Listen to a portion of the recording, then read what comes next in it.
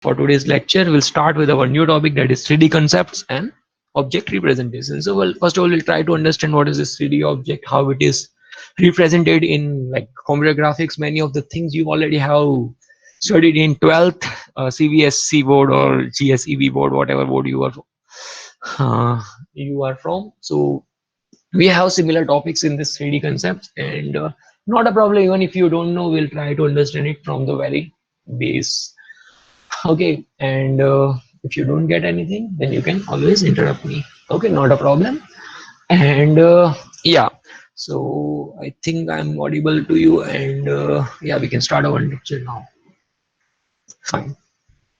So now 3D concepts and object representations. First of all, we'll try to understand which are the concepts, what are the things that are there in this 3D, and based on that, once we understand this thing, that okay, this is fine, we are clear with this thing, then we can go with the transformations. Okay, the same thing that we did with the 2D objects, the same thing is going to be done with this 3D things also. Again, one more thing that you already know, that graphic.h doesn't support this thing, so we need to learn something else. You have to explore one more thing, that is OpenGL. So not a problem, once we finish all of this thing, we can move forward and we can study that thing also. We have like 1 month, okay, if you consider 1 month and 10 days something, so we have that much time, so we can go ahead with it. Okay, so these are the things that is there in your syllabus, as well as these are the things that we have to study in CG. Okay, yeah, it is there in your syllabus, so we cannot skip this thing. So 3D display methods, then polygon surfaces, polygon table, polygon equation, polygon meshes, spline representation, cubic spline interpolation method, then Bezier curve, and surface B-spline curve. So many of this thing like spline representation, polygon meshes, Bezier curves, and all, you might have like heard about it in like some graphical softwares, or maybe like working on some CAD or something. Your friend might be working on this tool. So these are the things that we have. Okay, but it is not like that we have to learn that tool or something, but we need to go to the basic concept of these things. Okay, how mathematically this thing came into the existence and all. Okay, fine. So now very first thing that we have is the 3D display methods. Okay, so method used for 3D dimensional display, but obviously a very basic and very common thing are known as 3D display methods that will go with the 3-dimensional display. Okay, so which are these methods? The very first thing that we have is parallel projection, then perspective projection, depth queuing, visible line and surface identification, surface rendering, exploded and cutaway views. See, one more thing that I wanted to tell in this like lectures, whatever things we see now, we don't have that subjective test or something as of now. Okay, as of now, rules can change at any time. So as of now, we will keep one thing in mind, that you would be having a MCQ test. So try to map this thing, how we can form MCQs, how you could how you can make MCQ out of the given concept, because we don't have that subjective thing. So I can easily make some objective or some fill in the blank kind of thing out of the given thing. So whatever things we are like studying, you try to map it with the MCQs, as well as you have like already experience in the mid-semester examinations. Okay, fine, not a problem. So first thing is parallel projection. Okay, so now this method generates view from solid object by projecting parallel lines onto the display plane. So what it says is, from the solid objects, suppose you have one object. So what it says, you just have to project parallel lines onto the display plane. So whatever plane you want to view that thing, or from whatever direction you want to view that thing, you just have this projected lines or projected thing on that viewing plane, and then by that way you can easily view this thing. So we have one figure over here.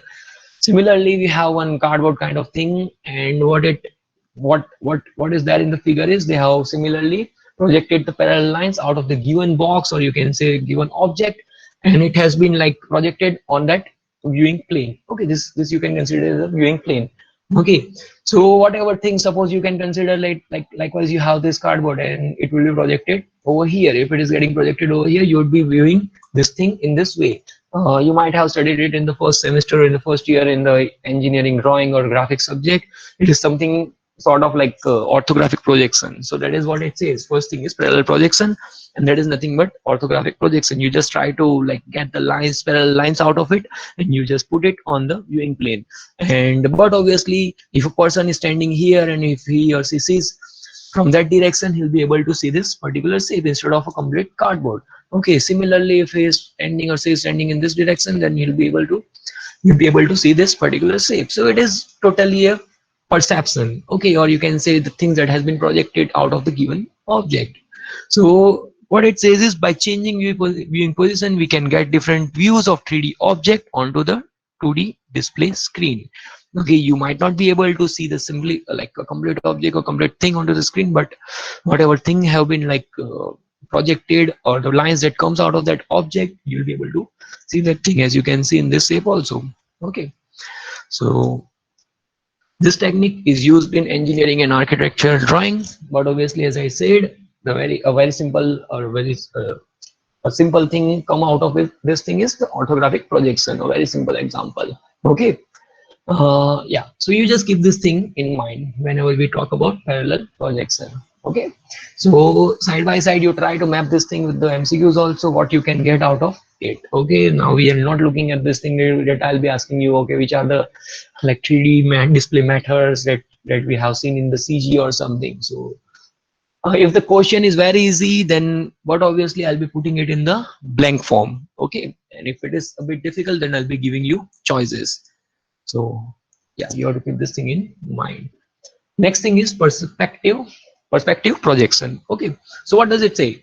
This method generates view of 3D object by projecting point on the display plane along the converging path. So most probably you have seen this thing or naked eye. What you generally perceive is if you are looking at like a railway track or some similar sort of like object or something, what happens is at some point it will converge. If you just keep on like looking at the railway tracks or something, at some point like at a very far distance or something, you find it like two lines or the two tracks are merging or it is converging at some particular point. So what you say is like, okay, this is the center of projection. Okay, so that is a very simple, this is a very simple fundamental that you have to keep in mind whenever you are studying perspective projection. Okay, so we have one figure over here, we have one object, you can say it is a simple triangle, and we have this projection plane, you can say, or the plane or the window or the like cloth on which you are projecting that thing. And similarly your object will be projected on this like plane. And yeah, similarly what it says is at some point it will converge, and you say this point as the center of projection. Okay, because it is converging at that point. Similarly, what happens is you try to, or the viewer or the machine tries to adjust this focal length, so that if you want to like see this image, or you want this image or of that object to look bigger or smaller, the focal length would be adjusted based on that requirement. Okay, so it is the same thing how a human eye perceive that object. Okay, so this will display object smaller when it is away from the view plane. Similarly, if you are adjusting focal length based on your own requirement, if it is far away from that thing, okay, so it will look smaller. But obviously, so based on that, you can do this thing, and it's at us like at some point it will converge and it will create this kind of illusion, even though it is not converging. But from the, if you say it from the human eye or naked eye, will be able to perceive this thing. Okay, so it will produce more realistic view, as it is the way our eye forms image. Okay, so but obviously a very simple or a very simple thing is drawn over here. You can see this thing at the like converging point, you will be able to see a just a single point, okay, instead of a whole thing. So that is what it says in perspective projection. Okay, similarly, one more thing that we have, or you can do this thing in OpenGL also, that is depth queuing. Okay, many type depth information is important. What if you have depth information? Okay, but obviously the very first thing that will come in your mind is you can like create a realistic thing, or similarly you can like play with your image. So what it says, how you can do this thing, simple method to do this is like in which assign higher intensity to the closer object. So that is the closer to your eye, to the viewer's perception or to the viewer's direction, the closer the object is, you give it a higher intensity and a higher intensity. And similarly, if the object is far away or if it is in the background, as you can see in the scenario, or if it is there in the image, what it says is you just give it a lower intensity to the far object, so that it is not like that, okay, it is like totally 3D, but it will create an illusion to your mind or to the viewer that okay, this thing is somewhat three-dimensional. Okay, so same thing is over here. We have some like domes or some sort of thing over here. So the nearby thing have been given higher intensity, and the far away thing has been given lower intensity. Okay, so similar things like animators and the game developers are adapting to create a realistic view. Okay, so depth queuing is applied by choosing maximum and minimum intensity value and a range of distance over which intensities are to vary. Okay, so this thing, like if I talk about OpenGL, is there are many things, MaxMind and so many things are there to create this 3D things, but we are not going into that because we are not learning animation or something. But if we are learning this OpenGL thing, then in that OpenGL we have readily available functions, or you can say inbuilt functions that you can directly use for your own purpose. Okay, if you are creating a traffic light or something, so you could be like using this thing and you can create this thing so that it looks great to our human eye. Okay, so these are the things that you can always do. Yeah, using it, we can identify for a particular viewing direction which are the front surface and which are the back surface of the display object. Okay, now one more thing that has been that is written over here is the front surface and back surface. So we have one more thing in this 3D object or something. What you can say is, what if I say you just try to find the hidden surface or the back surface in the given object, then you will be saying, okay sir, these are the hidden surface. As per your understanding, you will try to identify, okay, if you have one triangle, if you have one similarly, if we have one square, a 3D square, okay, you will be saying that okay, these are the hidden surface that will not be visible to the user if I give you the viewer's direction. Okay, and you can say that okay, these are the visible direction. What next? What is the next step that we can perform is we will just remove the hidden surface and we will just pursue the visible things that can be displayed onto the screen. Okay, so these are the things that you need to know. So once we see that topic or once we go to that topic, we'll try to understand it in a deeper way. Okay, so another application is to model the effect of atmosphere. As you can see in the typical this image, you have one atmosphere effect also. You can say it is a smoky effect or something. You can do this thing in your image. Okay, yeah, so now this thing is that is visible line and surface identification.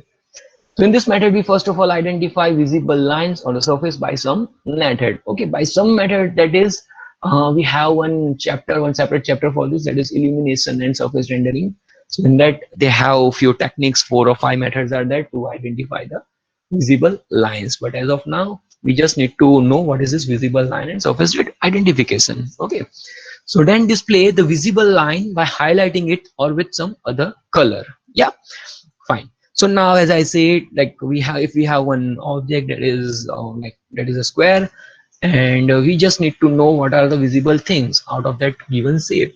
So what it says is, then we first identify visible lines or surface by some method, whatever method is there. If we are adapting something out of this illumination modeling and something, if we will just apply this thing, and once we get this visible lines, we'll highlight it with some other color or with the same color or some bolder thing. Okay, and that is what we can do. And once we get the visible lines, we can just take it for our reference. Other ways to display hidden lines with test line or simply not display in the hidden lines. Okay, so once we have identified the visible lines, see, as I say in CG, and if we are now studying the 3D objects or perception and all, you just have to imagine all of this thing. As you can see, we have this hidden line. So now that depicts the hidden surface. You can see all the hidden things that is not visible to the user. You try to understand. See, we in 3D, we need to know what is the viewer's direction. Okay, we have this normal vector, that is perpendicular line. Similarly, we have viewer's direction if it is from here. And similar way, we have to identify this thing. So if this is the viewer direction, then we need to know which are the visible things. So the things that will be visible to the user sorry, to the viewer will be only this thing. So once we have identified this thing, we can like similarly give the dash line to the non-visible thing or the things that is not visible to the user. Now again, I'm saying the same thing. We are not going with the methods that will do this thing for us because it is there in the separate chapter, but we just need to get familiar with the 3D concept so that we can go ahead with the things that are there in the 3D surface identification, or sorry, 3D objects representation as well as the 3D transformation. Okay. Yeah, so not drawing hidden lines will lose some information, but obviously your like object would be like losing some information. Similar method we can apply for surface also by displaying shaded surface or color surface. So many things you can do with this thing. Some visible surface algorithm establishes visibility pixel by pixel across the view plane. Okay, so yeah, so now these are the things. Suppose it has identified that okay, this is one like square or rectangle or some other shape, some polygon is there that is visible to the user or to the viewer. So what it tries to do is it tries to establish this visibility pixel by pixel. So if you eliminate this thing by your code, you can simply do this thing. You could be using this algorithm and you can simply put it to your knowledge. So other determines visibility of surface, object surface as a whole. Okay, so one can do it with like point by point, it can build it. Another few more algorithms that we have, it can like identify this thing as a whole. Okay, so you try to understand this thing. So this would come in the illumination method. Similarly, we have one more thing, that is surface rendering. What if I say you want to create a something that is more realistic, or that is having something that looks real to you, or that you have in the real world. If I say you have one shiny ball, okay, with you, and one guy is having this like matte colored ball, or ball that is not having this shiny surface, or it is not a metal ball, okay, it is a tennis ball or something.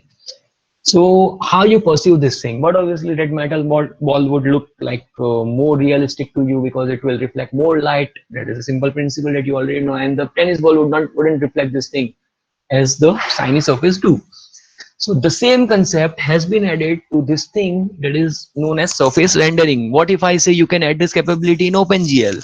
So now the same thing would be done with the help of surface rendering. Realistic image is produced by setting surface intensity according to the light reflected from that surface.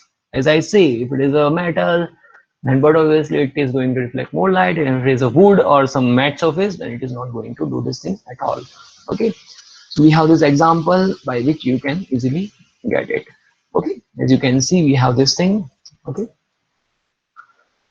so it depends on you how you are like giving this thing yeah. So if we have one code that is having this 3D circle or something, so what you gotta do in OpenGL, you just try to like put your hands onto this thing that okay, if I want to like if I want to give this ball a surface that is a shiny surface, and similarly you can set the intensities by yourself. Okay, if you are able to do this thing, then you can easily create a surface like this as it is over here. Now you can say that yeah, how realistic it looks to the pursuer or to the user. Okay, so the same thing could be done. So it will give more intensity to the line, to the shiny surface, and less to the dull surface. Okay, so surface can be set by you. Okay, or if you are taking a readily available thing out of the internet, you can just like put your hands on to learn this thing. It's not like that okay, I will try to build this thing from the scratch. It is fine if you are taking it from the internet, but the ultimate thing is to understand it. Okay, how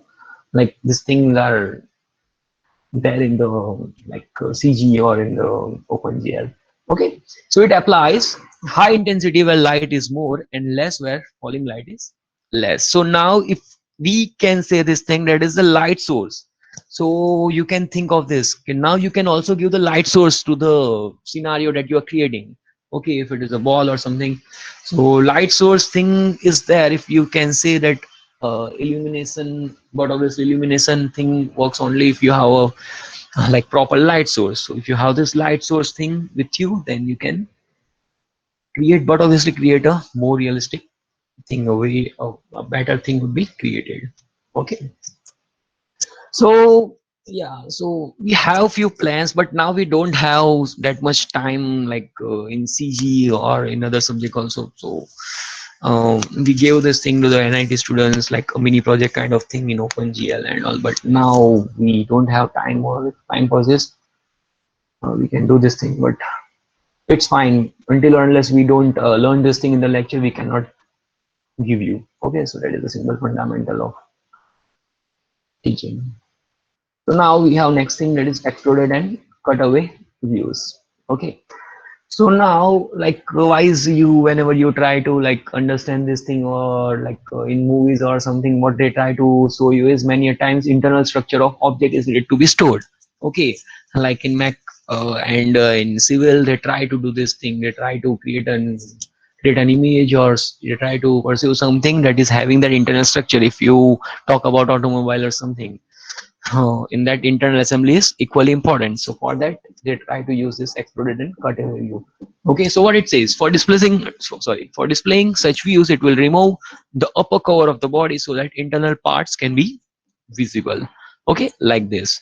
So kind of like piston is there, but obviously it is an image. Like we have one image out of the automobile part, and whenever you cut that thing, so internal part would be visible, and whenever you want to like convey this thing to the user or to a person that is not at all familiar with this thing, you can easily do with this thing, and they can just simply put it, and they can explain it.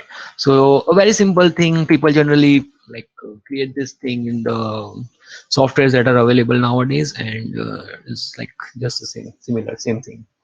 So we will now try to understand what is the polygon surfaces. So many of you already know this thing, that is okay, polygon surface to humko pata hai, okay fine, but होता क्या है ना, like even if you know many of this thing, you could get something out of it. Okay, that is so you try to understand it, and if you don't get it, then you can ask me.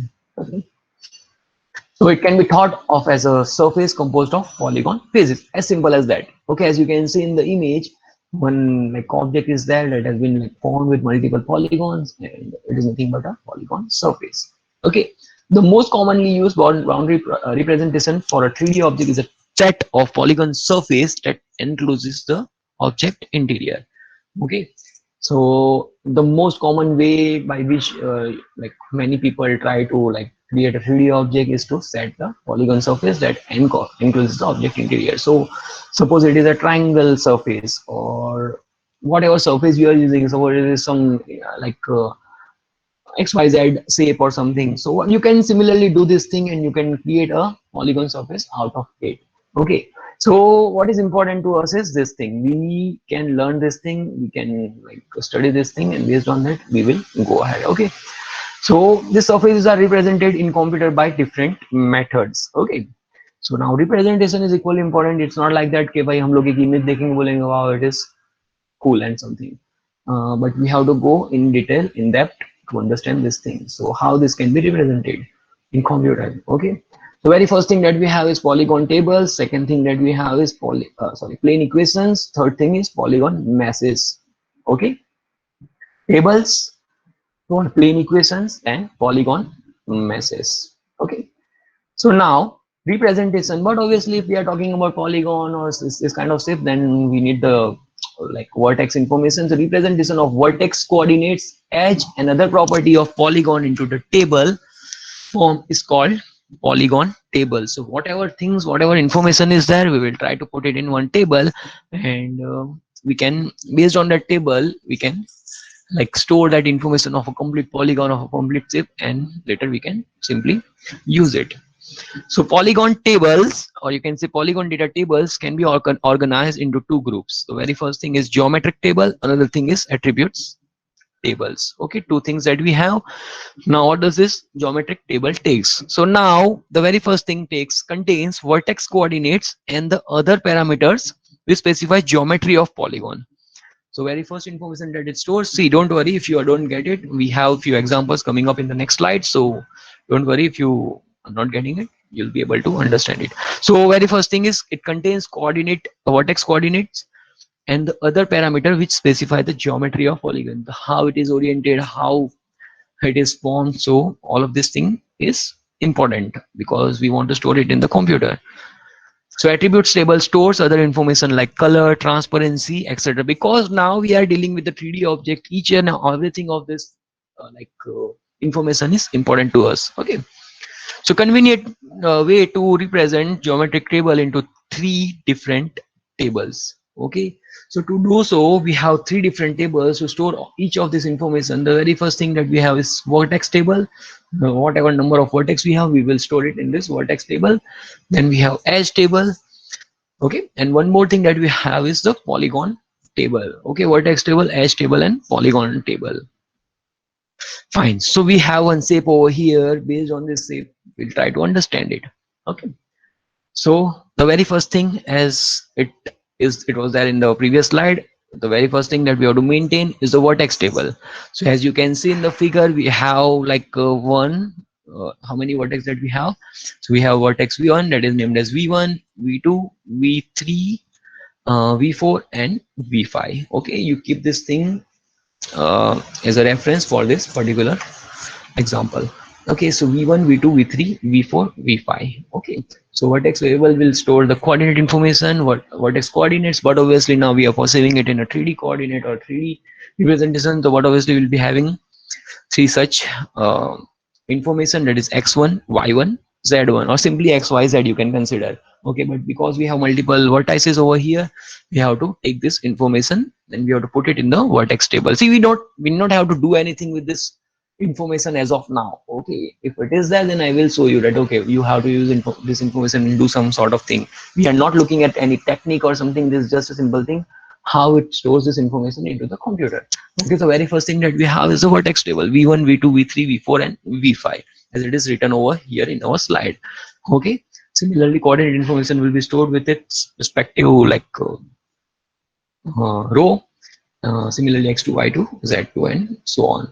So next thing that we have is the edge table. Okay, so we have to fetch all of this thing from the figure. So next thing is the edge table, as it says. Okay, so edge table, how many edges we have, you can identify it easily from the figure. That is e1, e2, e3, e4, e5, and e6, as it is over here. Okay, we are not putting it anything by our own. So now the very first thing is e1. Okay, so it contains the information like where this edge lies. So you can say that it is lying in between, that is the edge coming out from v1 to v2, or like similar way it is there, it is present there into the picture or whatever thing you have. Okay, so now similarly e1 is containing one information where it is lying, it is there between v1 and v2, or there is one edge between v1 and v2. So v1, v2 will be stored in the edge table. Okay, yeah, fine. Similarly e2 is there between v2 and v3. Okay, so we will put the same information over here. Nothing, no rocket science, no logic is there. You just have to understand it, and you can put it similarly. Okay, similarly for e3 is over here, so we have to take this information that it is coming out of v3 and v1. Yeah, it is one thing you wouldn't be able to say that okay, this is not a directional thing or something. It is fine. If it is not directional, then it can pursue the information as it is taking serially, you can say. So that is how it is storing the information. Similarly for e4, so it is coming out of from v3 and v4. Similarly e5 and e6 will be there. Okay, all of this information will be stored. Okay, and one more thing, and it is written in the previous slide, that is polygon surface table. Okay, so as you can see, we have two more informations over here, that is s1 and s2. So as I say, 3D is there, 3D thing is there, then you have to know, or you need to know the information about that surface, particular surface. Okay, so if you have that particular information, you can store that thing that is available in that surface. So we have two surfaces in this particular shape, it is s1 and s2. So s1 is storing three edges, that is e1, e2, and e3. Similarly s2 is storing e3, e4, and e5, and e6. Four things will be there, as you can see over here. So again, I'm saying the same thing. You try to get the viewer selections by that thing only, you will be able to understand it, else you will not be able to get it. Okay, so this is the thing that we have. Another way to represent with two tables. Okay, now they are like eliminating one thing. that is, they have eliminated it. You can see that that is edge table has been eliminated. So now how we can do the same thing with the two tables. So now we have two things, vertex table and polygon table. So very first thing, that is vertex table, but obviously it is going to store number of vertices that we have in this, in that particular shape. So we have v1, v2, v3, v4 and v5, and the respective coordinates will be stored in that vertex table as it was there in the previous slide. Now polygon surface table. Okay, so like a simple changes over here. Instead of taking the edge table or to store some space, they have just eliminated that thing or omitted that thing, and they have put it or they have avoided this thing by changing the surface table a little bit. So now surface 1 will contain the information of about the vertices, okay, instead of the edges. So it is not storing the edges at all. So now we have v1 v2, similarly v2 v3 and v3 v1, as you can see in the surface 1. Okay, and similarly in surface 2 we have v1 v3, as you can see v1 v3 is there, then v3 v4, v4 v5 and v5 v1. So at the end, if even if you don't have the dash table, then also it is fine. Okay, you can perceive a thing that is there for you. Okay, so similar thing is that. So it is a very simple thing how you can perform the same thing with two tables. Yeah, so two table representation is inefficient as it will store common edge multiple times. Okay, common edge multiple times. So now redundant information is there. So now one more problem they have encountered. So sometimes it may be possible that error may occur during import. Okay, if it is a simple shape, then it is fine. But what if you are dealing with a complex shape? So many times it could happen, like you'll be getting some error at some stage, okay, while working with this thing in the computer. So for dealing with that, we add extra information into the tables. Okay, so for example, edge table with information of the surface in which particular edge is present. Okay, so now instead of doing these two things and three thing, what they have done is, for example, edge table with information of surface in which particular edge is present. Okay, so now like we have already have this information that, okay, if edge 1 is there, if it is going from like coming out from vertex 1 to vertex 2 or whatever region it is, in whatever region it is there, it will try to store one more information, as you can see in the slide, that is the surface information. So as you can see in our figure, e1 lies in the surface 1, so it will store one more information over here, that is information about that particular surface. So as you can see on the figure, it is storing the same thing, that is S1. Similarly, E2 falls in the surface 1. Similarly, E3 is there in both of the things, as we have seen, that is it lies in surface 1 as well as it lies in the surface 2. We have S1 and S2 over here. Good.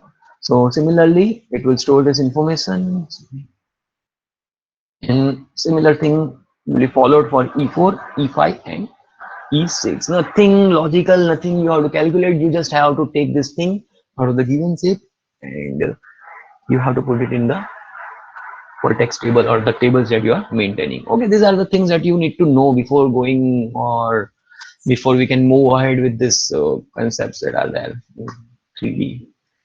Okay, yeah, plane equations. So many of you have already studied this thing. Yeah, so I think you are from this background and you have done JEE, and also you already know this thing, plane equation.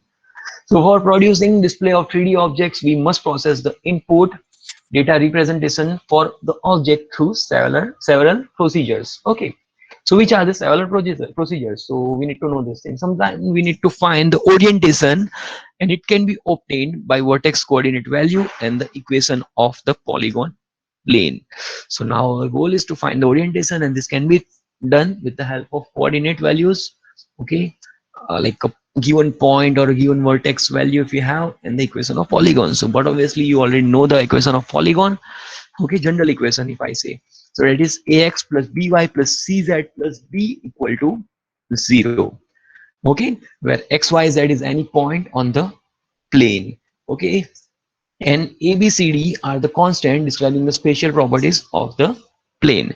Okay, and like you can say this thing that, okay, in spatial space, or like in that particular, like displaying this device coordinate in that particular device, how it is getting displayed. So if you have this information, you can easily uh, display the 3D objects. Okay, so as of now we have this many things. So what it says is yeah, we have one general equation and we have xyz, any point on that particular surface or on that plane, and abcd are the constants that are describing the spatial properties of the plane. So now what we can do is we can obtain individual values, or we can get some equation to get the values of a, b, c and d by doing or by following something that we have in the next slide.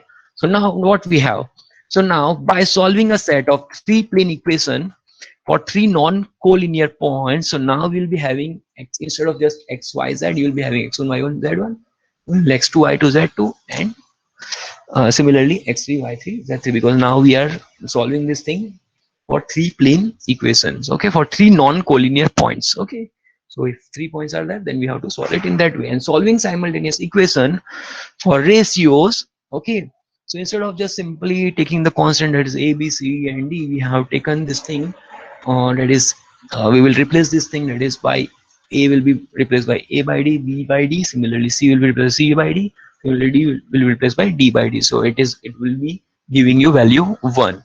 So how it will look, so it will look like this, that is a by d x1, similarly plus b by d y1, okay, similarly c by d z1, and we have like transfer the d value in the right hand side, so it will be giving you -1 value. Okay, because we are following three plane equation, so we have to do it for three, we are doing it for three non-collinear points, so we have to do it similar thing, we have to do it for three such points, so that is x1 x2 x3. Okay, so now what it says, if we have this thing that is like three plane equation for three unknown values. Okay, so similar thing that you have studied in 12th science or 10th, or I don't know in which standard you are getting this thing. One thing that you have studied, you might have studied, is Cramer's rules. Okay, CRAMER apostrophe S. So Cramer's rule says that what if we want to know the like three unknown values, or three unknown, for three unknowns, what we can do. So it will try to put it in this form by applying the Cramer's rule. It will put it in this form. Okay, by putting it in the determinant. So A, B, C, D. These are the three unknowns that we want to know, or for which we are working. So, but obviously, as per the Cramer's rule, what it says is, first of all, we will do it for like A. Or in general terms, if you are referring to Cramer's rule, you could be saying that, okay, we can have this thing that is dx value, or dx by d value, or something like that. So over here we have taken a instead of dx and all. Okay, dx, dy, or dz or something. And similarly, what it says, so equal to 1. So very first thing that it says is we have to take this value as it is over here. Okay, so why we have taken 1 1 1. Okay, so based on the Cramer's rules, what it says is we have d value, that is d1 d2 d3. Okay, but obviously now in our case the d1 d2 d3 value is 1, so that's why we have to take it in this form, that is d1 d2 d3. Similarly, we have to take y1 y2 y3 value, z1 z2 z3 value. So if you have this thing internet with you, you just try to search this thing that is Cramer's rule. If you don't know, you'll be getting this thing.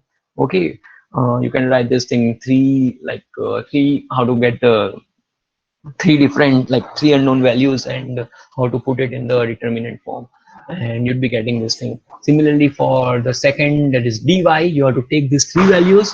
Okay, so that is x1 x2 x3, d1 d2 d3, similarly z1 z2 z3. Okay, so similar thing is to be followed over here for c, that is x1 x2 x3, similarly y1 y2 y3, and d1 d2 d3. So you'll be getting this value. And for d, because we have taken this thing in this way, that is on the opposite side, so that's why we are getting minus over here. And if you are taking the determinant for d, then you'll be getting x1 x2 x3, y1 y2 y3, z1 z2 z3. Okay, in for our like ultimate thing, or the thing that we want is the value of a, b, c, d. We want some generalized equation so that we can just simply use that thing in our real-time scenarios. So now, but obviously now you already know how to explain this determinant.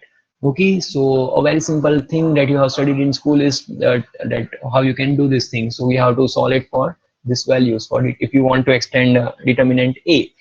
So how you can do this thing? So first of all, you have to take 1 into y2 into z3, similarly minus y3 into z2. Okay, minus, similarly 1 we have. If we are taking 1 for 1, then we have to multiply this thing, that is y1 into z3 minus y3 into z1. Similarly, the next thing that you would be following is 1, okay, 1 into y1 into z2 minus y2 minus y2 into z1. So this is how you can extend the determinant. So same thing, again we will not go into the detail that how you can extend this thing, because it is a very simple thing that you have already studied. Similar thing is to be done for b, similar thing is to be done for c, and for d में भी यही आपको करना है. Similarly x1 into y2 into z3 minus y3 into z2, that will be multiplied by z2. And similar thing is written over here in our next slide. By expanding the determinant, we'll be getting some simplified equation, you can say some thing that we can use. So for a, b, c and d, as I said, okay, ये क्या किया है ना, further simplify किया है. Don't get confused. Okay, how you can take some common or whatever things that you are getting after expanding that thing. हमने क्या किया है, we have taken like we have simplified it further. So we have taken y1 common, so that would be giving you y1 z2 minus y3, sorry, y1 z3. So if we take common, it will appear to us like this. Okay, we are simplified. Even if you are not simplifying, then also it is fine, it's correct, not a problem. Similarly, if you can see for d, that is over here, so what it says is minus x, okay, y2 z3, okay, as I said, minus y3 z2 if you are expanding it. Okay, simple mathematical fundamental is given over here. Okay, similar case you have to follow minus x2, okay, and you have to take y1 z3 and y3 z1. Okay, so it is over here. Similar thing has been followed for a, b and c also, but it has been simplified. Okay, not a problem अगर आप लोग simplify नहीं कर रहे हो, but it is fine. So now what it says, these values of a, b, c and d are then stored in polygon data structure with other polygon data. Okay, so that is how you can get the orientation. Okay, so now what is this orientation of plane? Okay, so we'll try to understand it. And orientation of plane is described with normal vector to the plane. So now what is this normal vector? You might have heard this about this thing in the school, that if you are getting a perpendicular line from that surface from like at a given point or at any like given point or coordinate, that is nothing but a normal vector. So that is what it says. So it is described with normal vector to the plane. So देखो अभी क्या करना है ना, आपको थोड़ा imagine भी करना है, and you need to recall your concept, because अभी फिर से मैं आपको determinant कैसे expand करना है वो नहीं दिखा देता, Cramer's rules कैसे उसको फिर से like it will put in the determinant form. So these are the things that you can like simply do it or refer it, and even if you are not getting it, then also I am over here for you, so not a problem. Okay, at any stage, fine. So this is normal vector. Okay, so now here n, but obviously normal vector will be giving you the coordinate information. Okay, normal vector suppose आपने लिया है 0 0 1, so but obviously it will be giving you the coordinate information. So where a, b and c are the plane coefficient. Okay, so now normal vector can be calculated for any particular surface by cross product of two vectors in counterclockwise direction in right-handed system. So again, one more confusing thing is there. Not a problem, we will see this thing also. So suppose we have something like this. Okay, and we need to know the normal vector of this particular thing. So what it says, how we can get it? So what it says is, for a particular surface by cross product of two vector in counterclockwise direction. The counterclockwise direction we have to follow. So but obviously very first thing that we will be getting out of the shape, that is v2 minus v1, and we have to go in the counterclockwise direction. Next thing that you will be getting is v3 minus v1, and we just have to multiply it. So whatever value you are getting, that you can simply use the value of a, b and c for that particular plane. See, now the scenario can change at any stage, so based on that scenario you have to apply the same principle over there. But obviously we have taken this, or we are considering this thing for our better understanding, so you have to follow this thing. Again देखो क्या करना है आपको, you just try to understand this thing. देखो क्या है ना कि everything that I show you on the PPT as well as the examples that I am giving you, आप लोग सिंपली उस पर रिलाई कर रहे हो and then you are getting this like low marks in the examination. So try to go into it and try to like solve this thing in that time period that is given to you. Even like in for the midsem, you have been given like 1 hour to solve like 30 marks quiz. So there is a sufficient time. Okay, and try to get the good marks. Yeah. So now D can be obtained by putting these values in plane equation for one of the vertices and solving for D. Okay. So now how we can do this thing? Using plane equation in vector form, we can obtain the value as, okay, n into p equal to minus d. Okay. So क्या करना है, plane equation को यहाँ पे रखना है आपको. Okay, simply n की वैल्यू भी आपके पास होगी and what you can do is you can get the value of d. So plane equation is also used to find the position of any point compared to the plane surface as follows. Okay, so now based on that what we have achieved, you can simply say, so if ax plus by plus cz plus d ये भी value plane का equation है, but obviously आप लोग JEE and all करके आपको पता है. So what if it is not equal to 0? Then the point xyz is not on that plane. Okay, so similar thing could be like achieved if you have this informations with you. Okay, if it is less than 0, then the point xyz is inside the surface. Similar thing is given in your Hun and Baker also. If you just refer this thing, okay, you will be able to get this thing. So now if ax plus by plus cz plus d is greater than 0, then the point xyz is outside the surface. One more thing I have like predicted out of this current scenario and all that, because of this COVID and examination, the way of examination, you are like because we have already we have taken your test and all, and that was subjective. So in that you have scored a very good mark, and the same thing we have done it in an online way. We have like your mark is very low. So what I can guess is like you are in loss if you are current based on the current scenario. Subjective होता तो शायद आपको थोड़ा advantage रहता. But anyways, we have to follow the rules and we have to go with the things, go with the flow. Okay, so next is polygon masses. Okay, polygon mass. Yeah, we will just see this concept and we'll keep this thing for the next lecture. Okay, so now थोड़ा flow जाएगा अभी एक week 2 week के लिए, because we have so many things to cover. And in between if you get any query, अभी नहीं लग रहा है आपको कि सर अभी नहीं पूछ सकते, तो no problem, you can mail me, you can like put this thing forward to me, you can ask me, okay, what can we expect out of it. Okay, so polygon mass is a collection of edges, vertices and faces that defines the shape of a polyhedral object in 3D computer graphics and solid modeling. Okay, so now you can see one figure over here that has been like made out of the polygon masses. So it is a collection of vertices, faces, edges, or you can see a simple shape that itself is going to be used to make a different thing or a different shape or a different object. As you can say, one body image is there. Okay, so it has been made out of the polygon mass. Okay, so few things that we have, an edge can be shared by 2 or more polygons. As you can see, edge is there, but obviously if you have 2 polygons, so this edge you can consider has been shared by 2 such shapes or 2 such polygons. Vertex is shared by at least 2 edges, but obviously to like completely fill a shape or to completely create a object that looks like this, it will be shared by at least 2 edges. Or you can have multiple things. You can consider this vertex. Okay, it is getting like shared by multiple things, multiple edges, if I take this case. Okay, so now polygon mass is represented in following ways. That is the very first thing that we have is the explicit representation. Second thing that we have is pointer to vertex list and pointer to edge list. Okay, see whatever things we are like studying, we have figures, we have equations, examples, everything.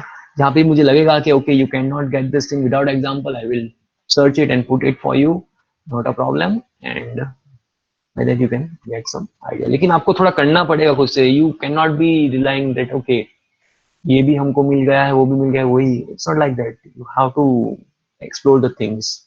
Okay. And for the lab, I have planned something for this week. For the next week, we can continue one more lab with this graphic function, and we'll see if we can go with this OpenGL thing. Okay, and we'll try to explore it. And if it works on your machine also, we have to take care of that thing also, because we don't have any lab right now where we can work on the machines and all. So okay, not a problem, don't worry. Whatever things we are going to study, we will put it okay properly, not a problem. Okay, so these are the three things that we are going to see in the next lecture.